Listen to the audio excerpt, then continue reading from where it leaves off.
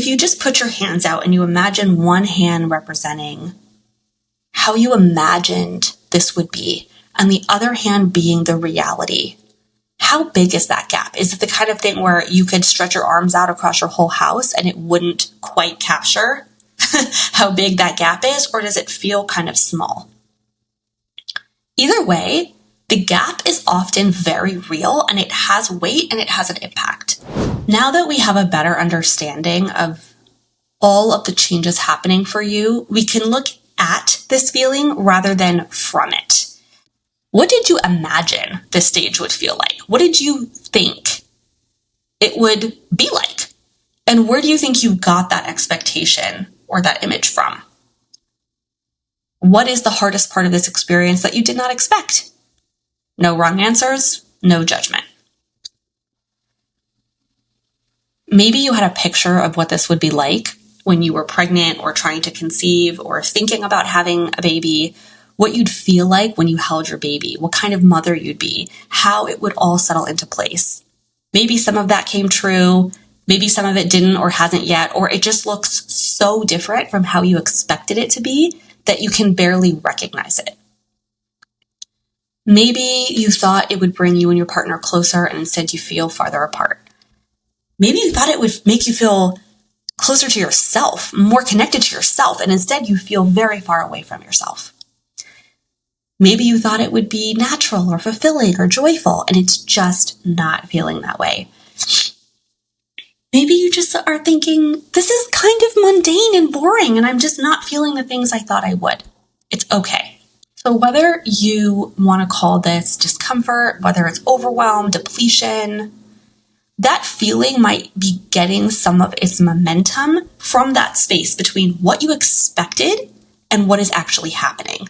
In other words, the gap in your expectations can further amplify the hard that you're already enduring. And there can be very real disappointment and disorientation in that. When there's a gap, it also triggers a stress response in your brain. The larger the gap, the larger the response.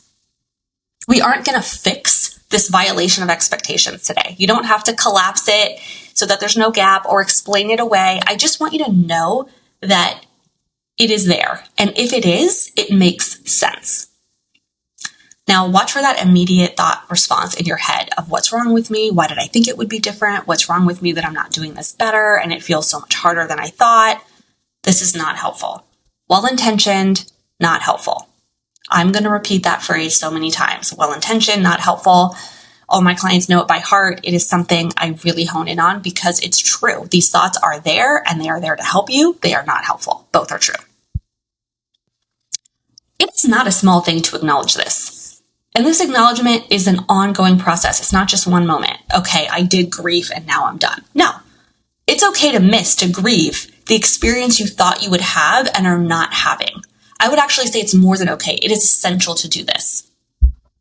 On a personal note, this was a huge part of my own therapy after having my son, was really getting into that gap of the reality of what happened and what I expected it to be like. And it was very helpful for me to process how different those two things were. I had to connect with the violation itself. I felt betrayed. I felt abandoned. I felt disillusioned. Maybe all of those words apply to you. Maybe none of them do. That's okay. Even if you don't have the words, believe yourself that if something feels different about what you expected, that is real. All of these can be true at the same time.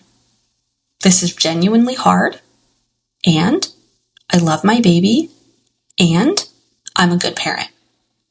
Just hold all these realities at the same time. This is hard, I love my baby, and I'm a good parent.